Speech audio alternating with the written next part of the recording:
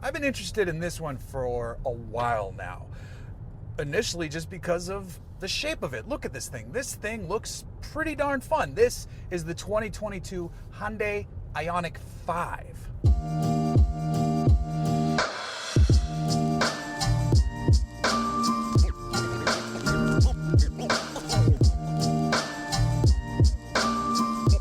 Now, speaking of the outside of this thing, it's like retro meets future, meets cute, meets fun, meets stylish, all in one bag. It's like an alternate timeline Volkswagen Golf if it grew in size a little bit. And I can appreciate that, from the pixelated looking head and tail lights to the simplicity yet niceness of the interior.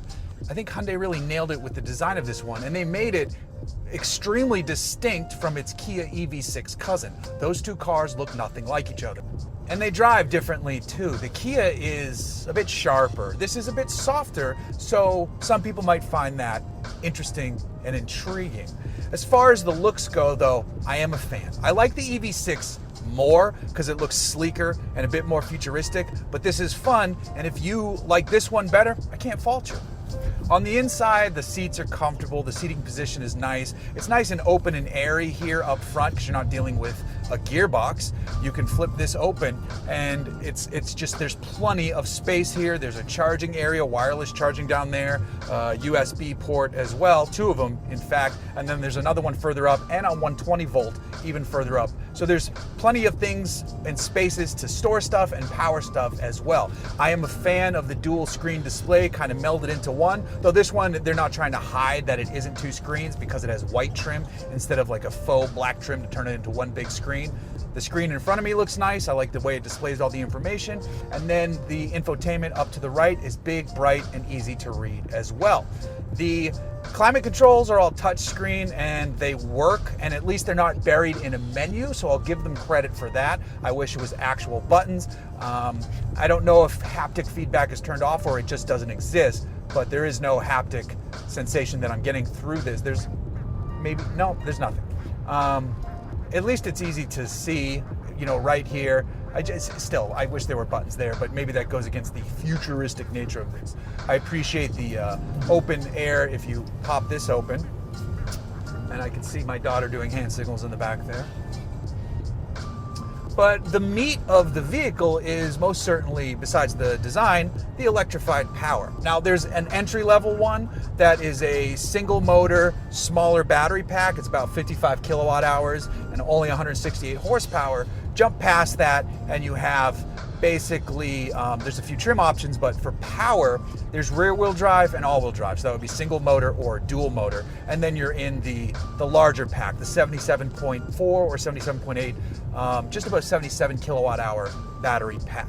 So on the single motor, you jump to 225 horsepower. On the dual motor, you get 320 horsepower and over 440 pound-feet of torque. So I think Car and Driver said the 0 to 60 is like 4.5 seconds. If you punch it, it's not shocking, but the power is immediately available, as you would expect and appreciate.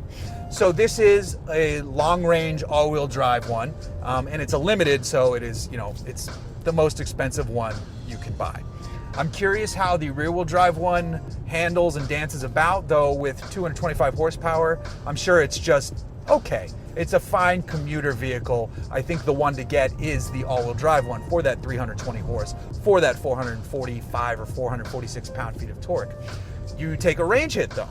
So the big battery single motor rear wheel drive one is the one that can do like 302, 303 miles per the EPA. This one is north of 260, and that's what I'm seeing. I'm seeing that much range. The better side of it though is, like the EV6, this has a beefy 800 volt architecture. It can handle 350 kilowatt charging speeds if you can find a DC fast charger that's doling out juice at that rate.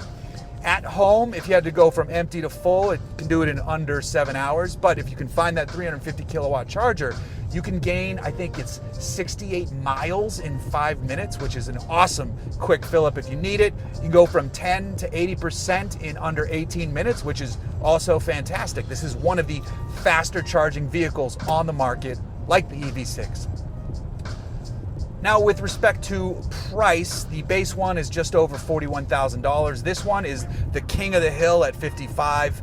I think with maybe an option or two, you'll hit $57,000.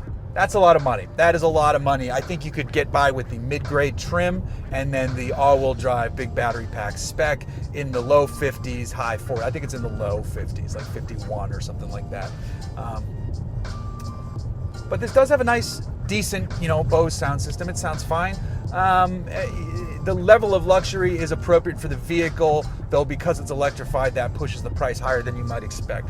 If you can land one of these after rebates and all that stuff in the 40s, you're good to go.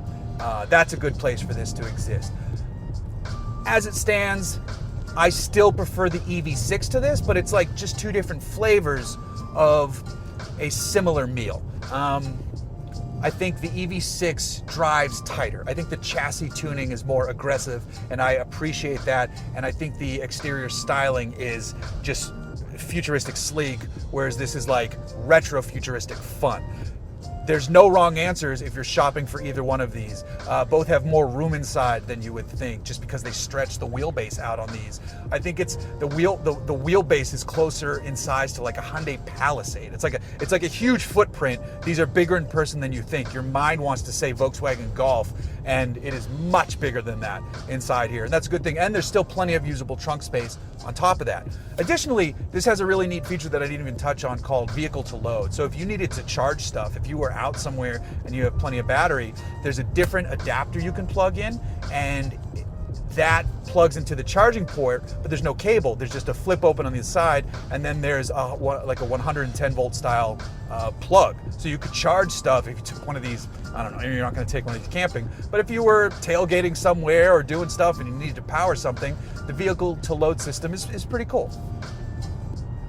Overall, I'm happy and it meets my expectations. This is a great daily driver electric vehicle that looks cool, that looks different, that's very nicely built inside. Everything is put together really nicely. There's attention to design and detail, just from the material on the door cards to the comfort of the seats and the layout and all that stuff. The head-up display looks great as well. It is a wonderful package. I just don't think you need to spend in the high 50s to get one. If you land in the 40s, you're doing it right. Again, I prefer the EV6, but if you buy this one, you have not made the incorrect choice. There is no bad choice there. You're good to go. What do you think? You liked it. What do you like about it? I knew you were going to say steering. All right, there you go.